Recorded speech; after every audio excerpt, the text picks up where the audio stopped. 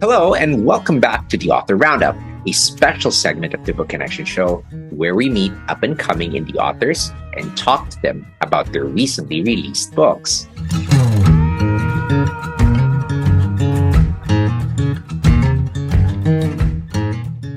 Hi, and welcome to another episode of the Author Roundup, a segment of the Book Connection Show. I'm Ray Walters, your host. In this episode, we have the pleasure of talking to a remarkable author whose career began as an officer in the Royal Australian Navy. During his service, he honed his expertise as an intelligence officer, collaborating with various Australian and international intelligence agencies. Residing along the picturesque Hawkesbury River north of Sydney, he has now ventured into the world of fiction with his debut novel. Viewers and listeners, our guest for today, Wayne Gobert. Hi, Wayne. Welcome to the show. Oh, good morning. Oh, good afternoon. Sorry, I should say, Ray. And thank you for inviting me on. I'm really looking forward to talking. Thank you so much, and everybody else who's listening. So thank you. Well, congratulations on your book. Just came out July of this year, right? A couple of months. That's correct. Back. How does it feel now? You have your book. This has been your baby for quite some time. I know it because a lot of authors who get to talk to in this show feels the same way. So how does it feel right now that the book is out? Yeah, it's such an interesting feeling, and there's nothing like, you see manuscripts and paper and highlighted pieces, and you change it 17 times, and when you open the box and there's actually is the book in your hand, you think, wow, this is a real thing, right? So that's been really good, to actually see it. But how does it feel? I started in 2017 to write this story, and the world of making money came into play. So I was writing at night, but I think I got to the point where I thought, I'm going to finish this. So over the last Christmas, whenever else was having fun, I was writing. So I wanted to finish it and polish it and get it done. So it's been a more than a labour of love, I guess. It's been a great thing to do, and I hope that I can spread the word on it because I think it's a darn good story. I think so too.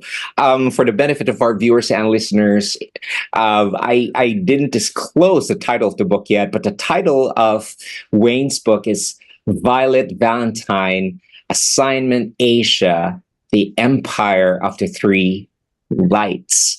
And actually, judging from the title of the book, I was already thinking that this is going to be a series. Is it correct, Wayne, that this one is going to be a series of books?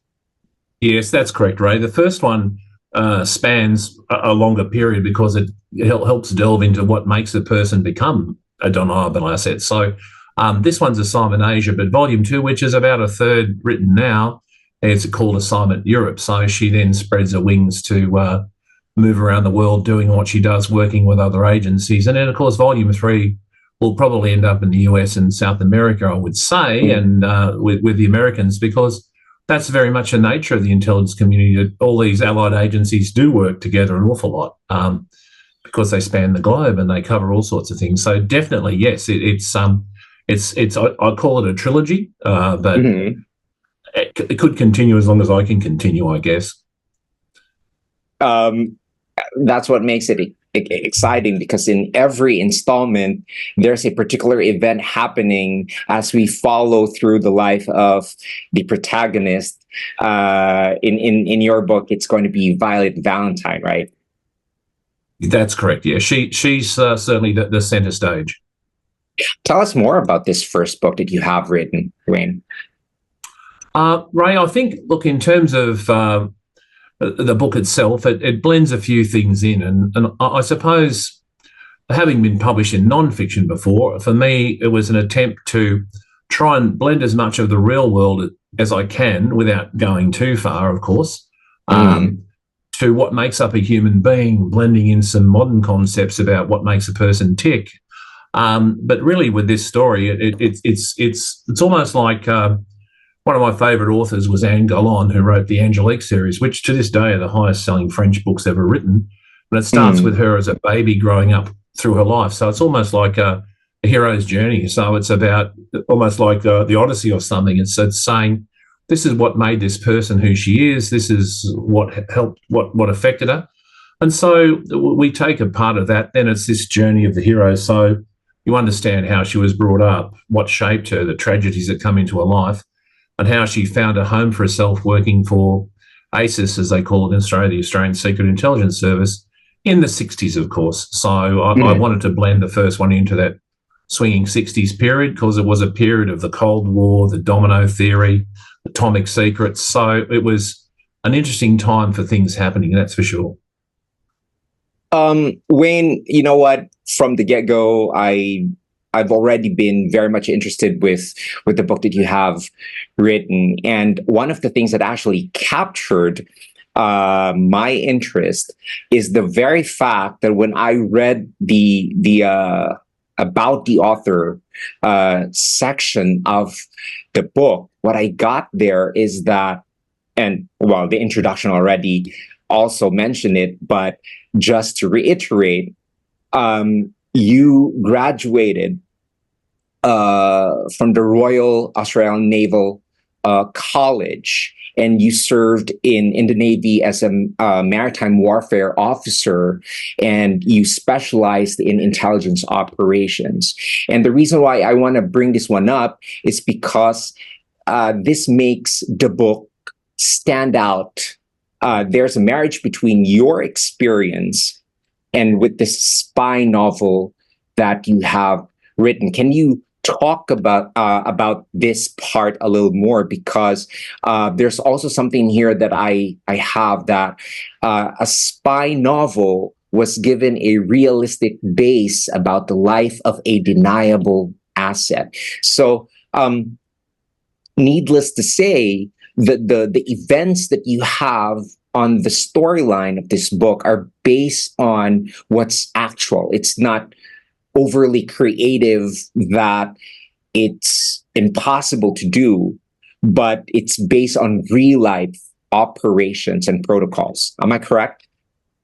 That's correct, Ray. Yeah, and look, I think the thing about, if I bring in my own personal experiences, I say that I was fortunate to move down that path working in the intelligence community. So clearly there's a divide with some of the methods I obviously can't talk about because they're classified, and I would never do that. But Right. A lot of the methods I talk about are real. And I think for me also, because I've been published as a non-fiction person in this field, a lot of what you hear is based on research. It's what they did in World War II. It's what they did in the 1960s.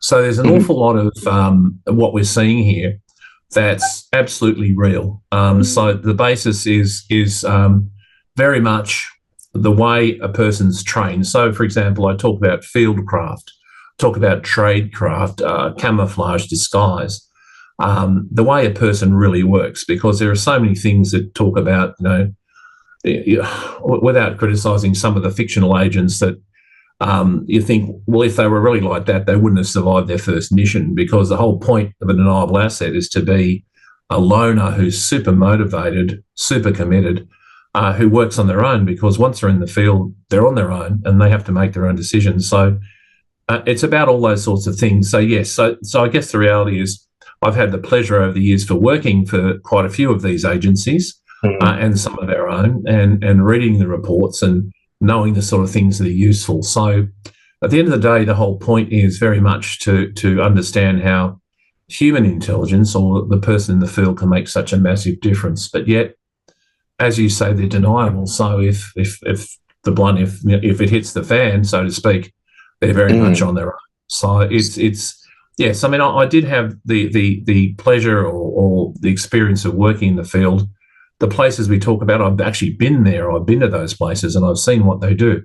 So it is useful to try and make it more realistic, if you like, in terms of the mission, the purpose, and what makes them tick. Definitely. Wayne, in your story, the protagonist or the story actually revolves around the protagonist, and the name here is Violet Valentine, and you've given the spotlight to a female agent. Yes. and this is a question out of curiosity. And you have the experience in the military intelligence operations. So, are there scenarios wherein a female would work better in this particular assignment than a male? Is it situational that we pick the agents that we send out in missions?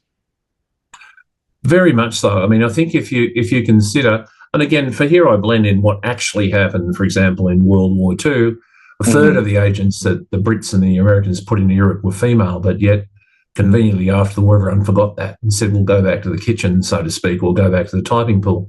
So I think the thing about a brief is if you want to insert a person in to find out information, a whole lot of research will go in advance to work out how are you going to do that. So it's almost like a business case is made. So you say, well, if I need to connect to this person, this is their triggers, this is what they like, this is what they like to see.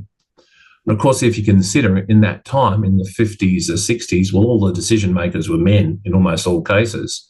So using female agents was certainly one of the best triggers to get closer to people, to really understand, and was almost a combination of men, which comes through in the book, tended to devalue female opinions anyway, because I said, well, you're just a woman, so you can't be a threat. Of course, most of the deadliest spies over the years were exactly female as well. So I think there's a few aspects of, not every ad would have a female protagonist, so to speak, but in the ones I put into this scenario, chasing down the enemy, if you like, who also female, by the way, a female was probably the most useful asset. But I just want to re-emphasise, a lot of research would go in before you insert somebody into a place. So sometimes a female agent was certainly the choice, sometimes not.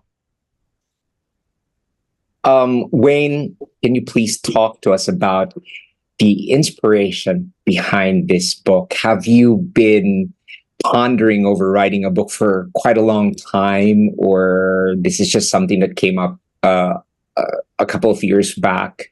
And where did the inspiration for this book come from? Obviously, it's based on your experience, but we just want to go ahead and dive deeper on the reason why you wrote this book and why you published this. Of course, Ray. Look, I think that's a great question. So I think if we talk about the inspiration, well, I started getting the wanting to write this about 2017. And what led me to do it was that I wanted to write about the field. I had an interest in the field. But if you consider that the world is awash with, chiseled jawed guys who beat everybody up and do that. So I found that's not a space I wanted to write in. So I did want to go somewhere different. But I wanted to also, and I'm a fan of the genre, like I've read, I think of Diana Rigg in The Avengers, we think of Modesty Blaze, we think of all of those characters, and to take elements of those to blend them into something that would be an absolute centre stage self-starter who could achieve missions. So I think for me, I saw a niche. I saw something that I don't believe anyone's written anything like this. I think it's quite new in its approach. Most books that have been written where there's a female agent, well, she's certainly not a Bond girl, that's for sure. Right. She's not somebody's sidekick. She doesn't have a sidekick because the fact is, the deniable assets don't have sidekicks. They do their job on their own, and they're absolute loners, and that's how they survive. Because the more you tell someone, the more likely it is you won't come back. So I think that was part of the motivation, right? Hopefully, I was just trying to explain that to you. It's a great question asking, why did I write it, and that's probably one of the main reasons I did. I think it's a story that hasn't been told this way before. So, Wayne, the backdrop is the 1960s. That's the height of the Cold War, and it's a different era. I wasn't born in the 60s, and I would want to go ahead and look back in the 60s and how was it like in those times?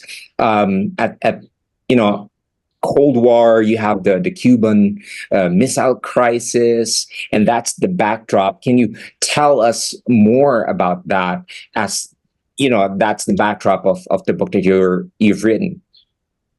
Absolutely right. Look, I think the thing about it is, and why it's anchored, what starts in Australia, is that Of course, the Cold War was about nuclear weapons and ballistic missiles. Mm, The British nuclear program was actually mainly being developed in Australia. The reason being that there's not enough room in Europe to fire a missile or to set off a bomb. So in mhm, Australia, there were, let's say, over 40 nuclear explosions in Australia. They were firing and building missiles in Australia. So the technology was available in Australia to find out mm, what was what. So China was desperately trying to get that technology, and the Russians were desperately trying to find out how they could beat that technology. So Australia was a soft target because Australians didn't think there was a spy problem, but there was, from people trying to collect the information, mm, and also there was a backdrop of traitors because, and all the countries felt this, that there are a lot of people who'd grown up in the 30s who were idealistic, who'd become communists back then, who had infiltrated the secret services of the British in particular and the Australians. So there was a hotbed of stuff going on. There was a fear of nuclear war. There was a fear of expansion, and Australia was a great target to find that information because the Americans were much careful how they guarded their information. So that was all the mix of all the stuff in the background. um, I've read on the author brief as I was reviewing it earlier, that you mentioned there that this is not superheroes or goddesses, but a real human with a past, a shaped character, flaws and strengths, and motivation. And you're basing it on real life events that you fictionalized. And yeah, you mentioned earlier that because some of these are classified. This is a curious question on my part, being an avid fan of spy novels and books. As a reader, I now that there are books that are being written based on true events, and I don't have the lens, the eye to basically determine where the creativity parts ways, or how being a creative writer takes the real life scenarios in. Um, is there a dividing line between creativity and, oh, this one's being just creative, the writer's just being creative, and this one is a real scenario that happens in military operations? Yeah, I think the aspect that I think should bring that home, I hope, because that's actually the ultimate challenge, is to make sure that as much as non-fiction is interesting, it can often be not entertaining or very exciting. So there's that fine line. So I think the Mm, creative part often comes into when we talk about human relationships, how people build those connections, how they operate in the field. And I think with this particular character, with Violet Valentine, it's about the trauma and the events that shaped her life. So I think it's all about understanding that the creativity comes when we go on the hunt. So if I could probably put it that way, it's a better way to describe it is there's a baseline of preparation and there's a target you're after. But once a deniable asset's in the field, they're on their own. And so what they do and how they make their decisions is pretty much where it becomes creative. I've added some gadgets like they have, I've got, it's called the Kiss of Death lipstick, which was poison lipstick. Well, that's real, actually. The Soviets were using that in the 1930s. So there's a mm, lipstick gun. That's all real. And in fact, you can go and see these in museums. So all that's real. But it's the way she uses it, the way she interacts. That's absolutely creative. That's where I've taken a bit of an overlay of how she does things. So I think as people get into the book, I hope they can see it, because it's such a funny thing when you write a book for the first time with fiction. And I found that I'd create this scenario and I'd get to a point with one in particular where I thought, she's not going to be able to escape. How does she get out? She's going to be killed. And I thought, but I'm not finished. And I thought, well, I'm writing fiction, so I can create my own world and I dealt with that. So I found it a funny event in writing the book, which I say I got to a certain point. It's almost like when you write Indiana Jones. If you think of the Indiana Jones tropes or all those things, you think, well, this isn't real, of course, but it's exciting. So I think that's part of it. Yeah, so there are elements almost of a screenplay in the writing of this as well. So there's no doubt it certainly moves along at a fast pace. Wayne, your book has 385 pages. Yes. And how long did it take you to complete your book? Can you take us through your writing experience? Because like right now, I'm wondering, how did you pick the events that you made part of the storyline? Memorable Yeah. events perhaps that you've experienced personally in the past while you were still active with the military. So walk us through that Yeah. part. I think that in terms of the events, well, there are basically, I think if we talk, there's a bit of the book which is, that's just the preparation, the life, basically everything that leads up to who she is. There's a bit that talks about how she's trained, but then it's sort of a hunt across Asia. So we go to Hong Kong, then we go to Singapore, then we go to Laos, we end up in Vietnam. So over about a 5-year period. And so the whole point, I think, with operations like this is when you're inserting somebody into a country, they don't arrive in 5 minutes, and they have to work their way, build information, build it up. So I think a typical operation in the field, and it just depends, is a slow process that basically depends on how good that person is at winning confidences from people they're after.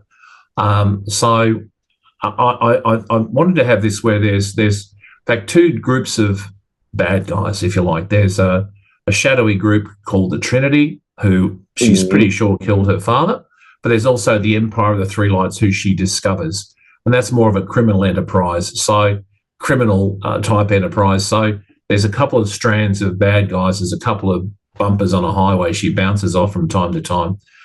So I think that the fact is that with these operations, an agent will go into someone looking for information, often not knowing exactly what they're going to find.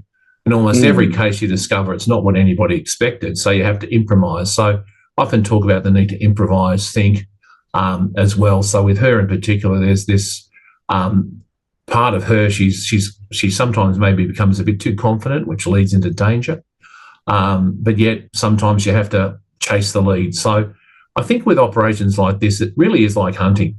You hunt the lead, you keep following it, you follow it, you follow it, you follow it.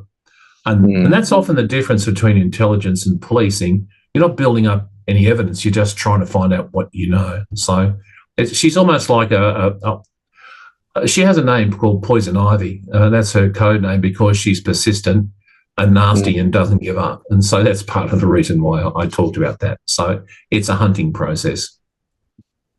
How long did it take you to finish this work? I know I shouldn't say this, but I write reasonably fast. So my way of writing is I dictate the story in my head, and of course that's great because I always get my best ideas at 1 o'clock in the morning when I'm just about to go to sleep. So I have to get up and write, and I'll say otherwise I'll forget what I thought of the next morning. Or nowadays I read and watch things, and I'm writing notes down all the time saying that's a good thing to say. So I think for me, I started in 2017. I'd had it done, and it was Christmas last year. I think I might have even been cleaning out something. I thought I should definitely finish this. So it became a labour of love to get it done. So it's interesting. That was in the phase of trying to get it written properly and ring true and not have any gaps in it. So you could say it's taken 5 years to write it, but actually in terms of intense process, really, if I'd set my mind to it full time, probably 6 months to a year, I think, to produce it, because there's a lot of research in there as well. Did you start out quite fast and slow down towards the end? I know it's quite easy to start a story, but it's quite difficult to end it. Not really. I mean, it's interesting that the thing about ending it was I wanted to end it in such a way that it would lead to something different, and I wanted some unanswered questions at the end, which are there. But it's not like some that end badly where you feel unsatisfied that it's not resolved. So for me, I found the biggest challenge was basically having an ending that resolves things, that has a bit of closure, that teases at what may come. So because I found I could keep going, of course, I could keep writing. my problem is probably writing too many words rather than less. So taking out stuff that doesn't matter. So, but I think that was a challenge. Finishing it certainly was. It had to bring through a few strands. So it had to bring through the tragedy in her life and the fact that she's on her own. This is a person who's been orphaned twice, you could argue, because she doesn't know where she came from. Her love, she has no love in her life, really, just relationships. And so it's a little bit about how do I bring that together in such a way that you really like this person, you love this person, and hope she succeeds and keeps going on. So, yeah, ending is always interesting, that's for sure, because it has to end on I think, an up note, and then what's next? A challenge has to be there. What made this writing experience of yours fun and memorable? Right. I think everything. It's creating a fantasy world. It's got some reality in there too, but creating a fantasy world and being able to tell a good story is what it's all about. So I just found the ability to share thoughts with people that are there was really great. I mean, I really enjoyed doing it. I found every aspect of it enjoyable, actually. I mean, I found the hardest thing was actually editing it, frankly, and checking my typos and punctuation is probably the hardest bit, but I obviously had help with that. So I think that was the great aspect of it, is that heading off with something that makes people feel good, because the book is designed to entertain. It's designed to be literally to take an old-fashioned concept, add modern concepts, because after all, after my time in the military, I was in HR for many years, so I spent a lot of time working on what develops character and motivation. So there's some modern aspects into this as well, and even dealing with the reality of a female in the 1960s in Australia, in particular, facing so much sexism, and she's considered an experiment and all that sort of stuff too. So it was important to blend all of that into it, I think.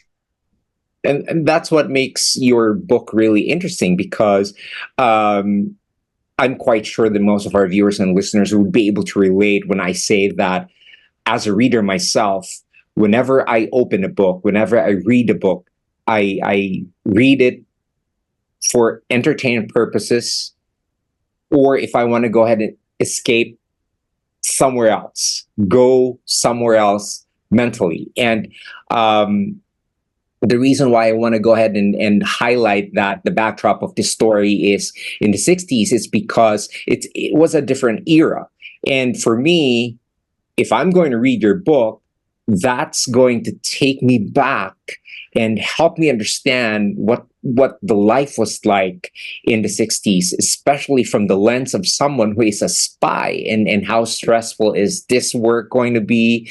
So that's what makes reading books like these very much interesting. Wayne, your book came out July of this year. So what feedback have you been receiving so far since it came out? I've been getting some reviews, which is good. So I think the reviews I'm getting are certainly highly positive. I mean, on Amazon, there's some 5 stars, which is great. Where someone described it as enchanting and engaging, and I thought, great, because of that. I've had another person. I mean, he called it it was quite interesting, an allegorical step of prose, where he talked about you going from light to dark and peril to happiness, and it was almost like a ballet, the way he described it, and that was fantastic. That was a review from a really well-known artist, and review from my wife, who's obviously she's a very well-known artist and probably helped with us, and she said, yeah, it was pretty interesting, and she actually enjoyed it, and she said by the end of it she really loved this person and hoped they were going to succeed, even down to, I get feedback from people saying, what's going to happen now? You're not going to kill her, are you? And I say, no, the book's not finished. She's not going to die. It's not over yet. So the feedback's been great from people. It's been positive so far, but they're early days, of course, with the release of the book. But no, it's been really positive. So I think, Ray, whether it's been just a great journey of feedback from people so far. Yeah, lots of interesting feedback. it really is an interesting book. I was able to read only the first chapter though, and I was like, wow, it takes you immediately to that time, to that era. It pulls you back and makes you sit down and read the book. Curious question. You have Violet Valentine, right? The protagonist of your book right now. And I know you stated the reason why you would want to create a storyline with a female protagonist, but is Violet Valentine based on an actual real life character, real life person? How did you create her personality, her persona, so to speak? Was Yeah.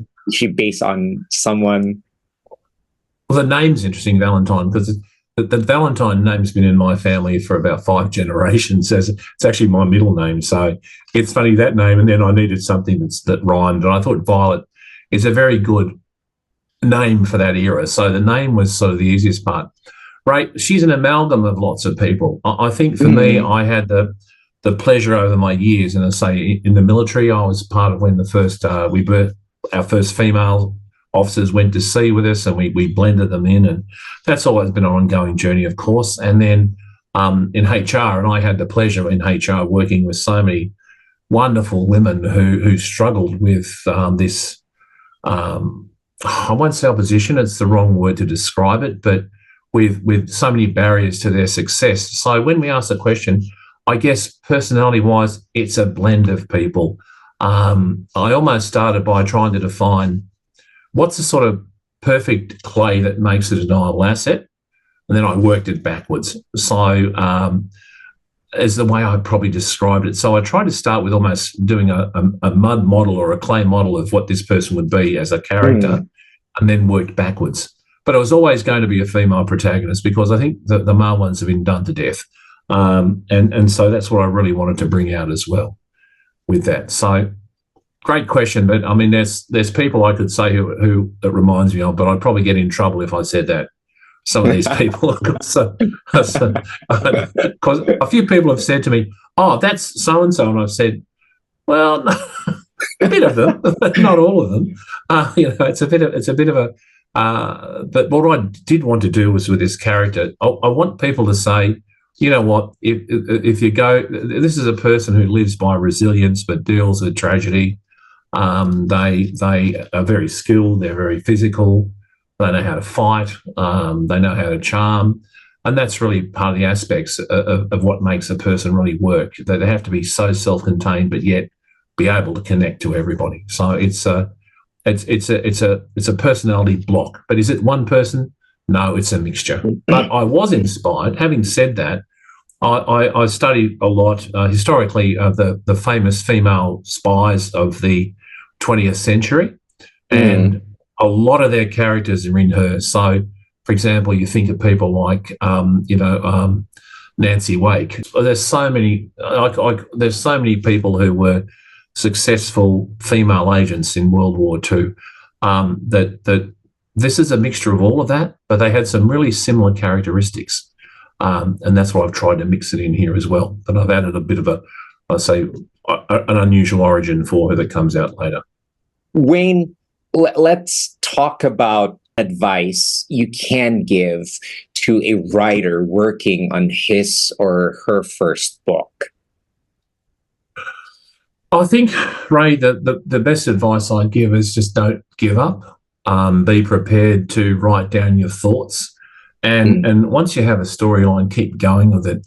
I found it useful to have pictures in my head of scenes, to be able to picture a scene in my head and saying, that's where this is going to go to. So I think you've got to have the ability to almost, before you start, and I know there's a lot of people that have methods in this, but I think the fact is you need to be able to sit down and be able to write the journey. So if you can write the journey first, and then in the broadest terms, you say, for example, this one, she grows up as an orphan. Things don't go well in her life.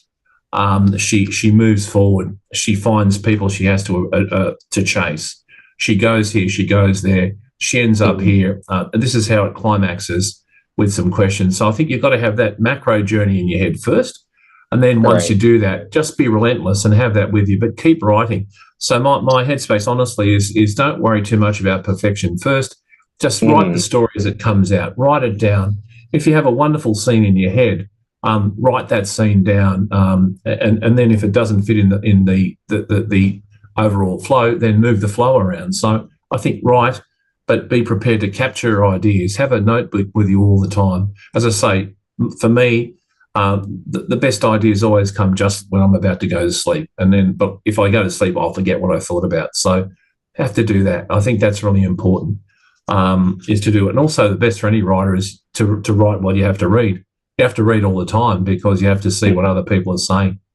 So I think that's really important advice. So again, for this one, I set out to produce an odyssey, to blend lots of things together. So in this character with her, you're going to see, say I talk Angelique with Anne Golan. You see, I love this person's journey and how is it going to end?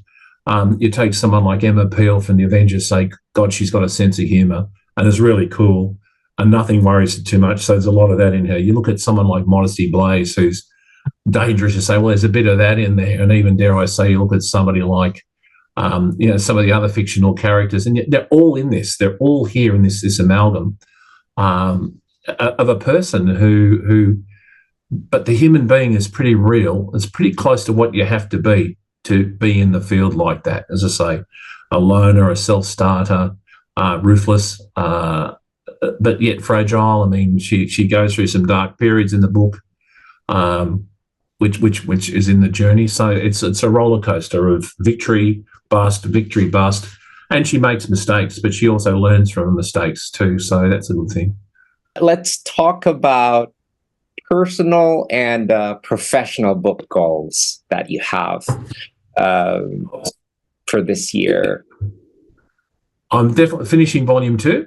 I've got it a third of the way through. So she's now in the UK, and that's happening. And I already know what's going to happen. I mean, I can tell you where she's going to end up. It's just now. It's almost like I've built the. I've mapped out the highway. I'm now paving the highway. So I have to. I'll come to some gullies and creeks, no doubt, that I have to bridge. I've had a few leads. I think this just doesn't make sense. Even I can't make this work. So. Violet Valentine #2, Assignment Asia, which I've still got to work out the name. There's always there's the Trinity who will pursue the whole way through. There's 3 of them, obviously, but there's always the Empire of the Three Lights equivalent in Europe. I still haven't got their name right. I've had 3 versions of it so far, and they don't make sense. So, but I will definitely have it finished in its first cut by the end of the year. That's my absolute goal. So I want to get it done, and then I'll look to seeing what I can do with it after that as well, Ray. So that's certainly my number one goal for sure, is to get it done, and I'm doing that. That's for sure. Where can we pick up a copy of your book?